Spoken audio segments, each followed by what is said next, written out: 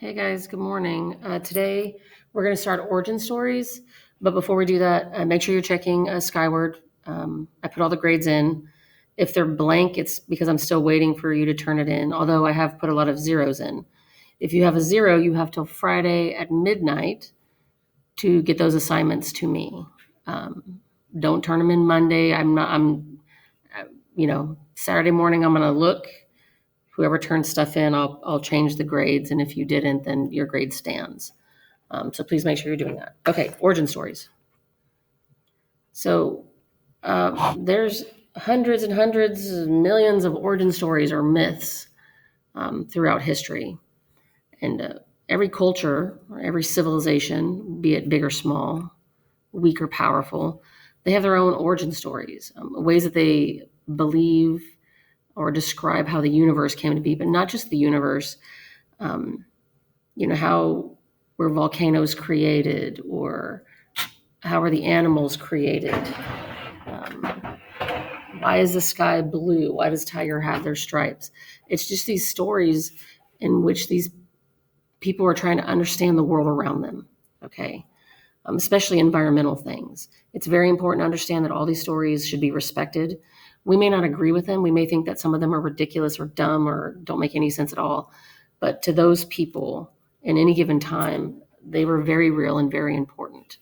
And it relates directly to people's cultures and belief systems, whether it's political, religious, social, cultural, economic, environmental beliefs.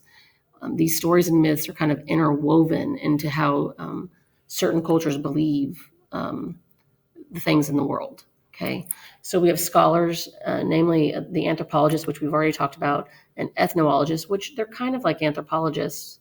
They're an offshoot of anthropology. These are people that study or analyze the characteristics of a certain group of people, and they compare and contrast them with other people, other groups that are different, and they try to find the relationship between the two.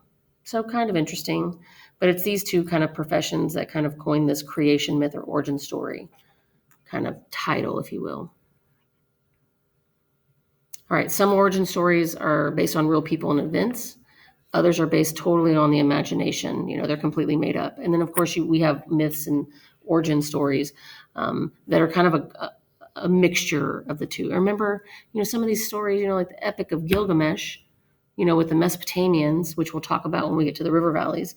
I mean, that's thousands of years old, but we found these tablets and we're able to translate and read this story. And so these stories are very powerful. We already did the danger of a single story. A story can be incredibly powerful. It can shape people's beliefs and mindsets about anything in the world.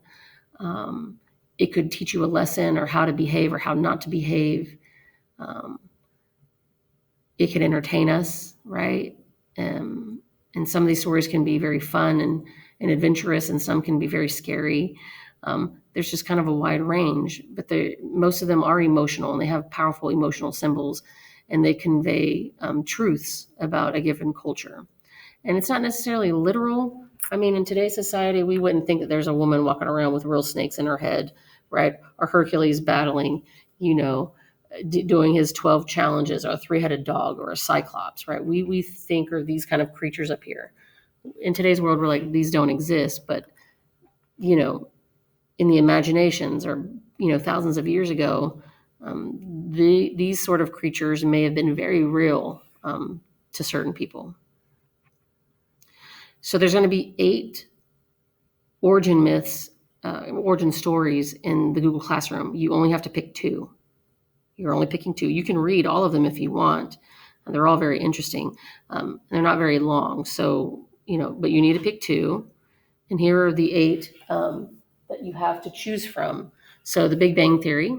So it's kind of a scientific approach to an origin story. You have the Chinese, the Pangu and the Egg of the World, the Judeo-Christian Genesis, which is the first book of the Bible, the Christian Bible, Iroquois, the Great Turtle, and then another native myth is the Mayan, the Popol Vuh, right? The Greeks, the Titans and the gods of Olympus. I could have put a bunch. There's hundreds of Greek and Roman mythology, but we'll get to that when we get to Greece.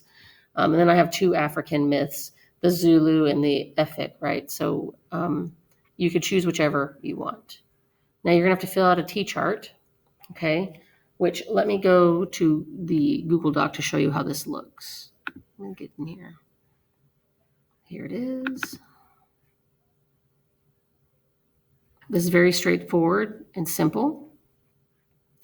So you're gonna pick two, right? So let's say you pick the Judeo-Christian, right? The Genesis, you type that here.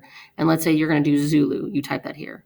And then you're going to answer these questions in these boxes. Now, let's say you're writing in the box and all of a sudden you can't see the writing because it's overlapping. Here's what you do. You go to Format, Text Wrapping, and then you go to Wrap Text. This will put all of your writing in one box. And of course, you can grab this here and drag it down to get more space. Some of you might write more than others. And depending on your stories that you're reading, there might be more information to put in there. What I do not want to see happen is you searching the internet for these answers to these questions. That's just ridiculous. Just do the reading, because I'm looking for specific answers that are from the reading. Some of you are, I noticed on the other assignments, you're kind of just cutting and pasting stuff in. That's not going to help you, okay? Because I actually read. I read a lot, and I really like mythology. I've read, dozens of books on mythology. So if I'm kind of seeing that you're cutting and pasting stuff, then I'm going to be able to figure that out. So just take care of your business. Down here at the bottom, I have the Prezi link without me talking. Yay. Right. And I give you this because on slide 7, there's 3 videos that I would like you to watch, which, let me go here. So 3 videos. Where's slide 7? Compare and contrast. Here's slide 7. If you watch any of them, watch this one. It's going to give you some ideas on mythical creatures and their origins. Usually students really like this. Here's a short video on what a myth is, and then a mythology in modern times. This is about film. So it's like, Indiana Jones, Prometheus, Star Wars, Batman and Robin type stuff here. Okay, so you can watch all of them, but I really want you to kind of watch this to get an idea of mythology.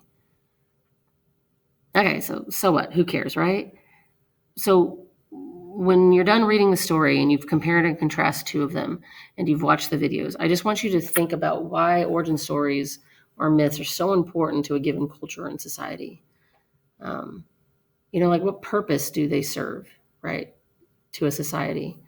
And do these stories last? And if they last, how so? How are we seeing these stories in the 21st century? Because newsflash,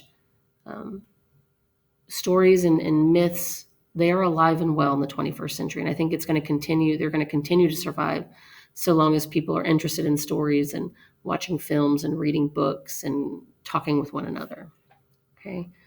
So I think that's it. This is for tomorrow. All right. So go forth, be productive, enjoy the weekend, be safe. I'll post another short video about how to create your own myth, which you're going to have to do for tomorrow. So see ya.